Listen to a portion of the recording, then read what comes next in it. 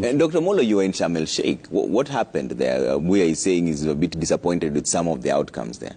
Was it that there was no one to lobby, or was it just ignored because the superpowers were bulldozing their way?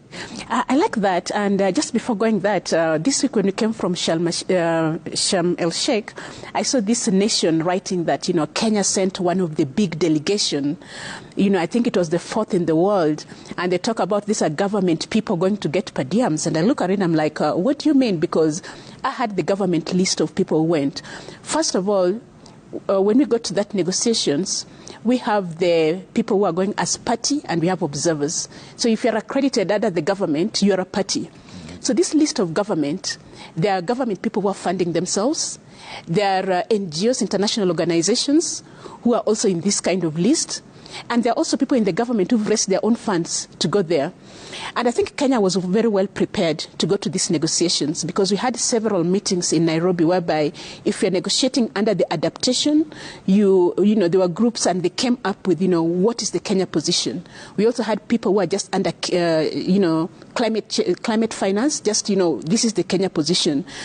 We had people negotiating under gender and climate change. So we all had all those kind of presentations. I think Kenya was one of the countries which was well prepared, and this was coordinated by the Ministry of Environment Climate Change Directorate. And for the first time, I was in a meeting in Nakuru, even with the Ministry of Foreign Affairs, and I asked them, what are you doing here? And I'm like, no, when these negotiations are going on, after you come from the Sharm El Sheikh, it's the Ministry of Foreign Affairs which takes it over. And you had all the Ministry of Land, everywhere. So when we went to this conference, I think we were really well prepared, and I didn't see anyone who was looking like they're per diem and just going shopping. Kenyans were very busy. Either they were in the negotiation rooms, and by the time that you had a break, they were going to side events. We had a very big WhatsApp, and I'm really glad that that WhatsApp is going to be run up to the COP28. And there someone was saying, now I'm on this platform, I'm presenting this, and someone is saying, we are coming. So at a time, there were 10 presentations going on. So Kenyans really worked hard. And I think the kind of civil servants you have at the moment, they're very different. They want to deliver, and they really know what they want. And whether you had the civil society, as civil society, we move on. Today you're working under with the Christian aid adaptation, that tomorrow you're an advisor to the government. So one of the things we said, that actually the civil society in Kenya and the Kenya government were working hand to hand. And I talked to somebody who was in loss and damage, and they said that success which was there, as Kenyans who were there, we really lobbied hard for them. So I believe that Kenyans really made a contribution, and when we went there, when we were well prepared, I think as a country we should be proud of what we did at Sharm El Sheikh. But just let me add something small on that. Mm-hmm. Yeah. One thing which we need to know as a country, Americans are taking more than 1,000, and they go in ships, and they are in all those sessions, and sessions run up to the middle of the night. Countries with very few delegates always don't know even what is going on because they are tired. People are staying very far away. It is not all along about per diem. Now look, before we went to Sharm El Sheikh, I just want to strengthen that. We were in Windhoek, Namibia, and a presentation was being made by a South African lady, virtually. The lady did not know that a Kenyan, Dengo, was there. And the lady presented how Kenya is taking all the money, climate finance flow.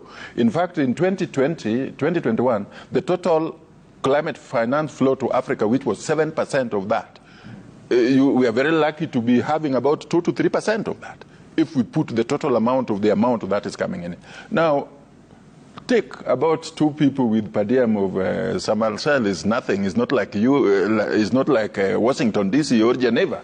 It's 1,000 of less than 500 of USD. And count which investment can give you $1 billion US when you invest $200. So the good thing, I think, what we will do, part of locally led action, we will have a very serious training to our journalists to be climate green champion journalists, simply reporting on this thing. Okay. So that we have a very well coordinated digital alert team that is not looking for. But I was not paid by the government. I was a party negotiating on climate finance and representing the county, but I was not paid a DSA by the government. She was not. Oh, I find and I know so many of my people. The team from the Ministry of Environment, there were very few. And even the line technical ministers could not go because of a few challenges here and there. It is not about, some of the Kenyans also came from abroad. I know colleagues from Connecticut University who are being part of the party. And the coordination from the Ministry of Environment was excellent. Every day people were coordinating. So that is why we are getting in. And that is why I said governance at the national level and coordination is very good. But when we go to down, even our governors who came, the 4 governors who attended, really we appreciate them. During the launch, they came and they represented Kenya.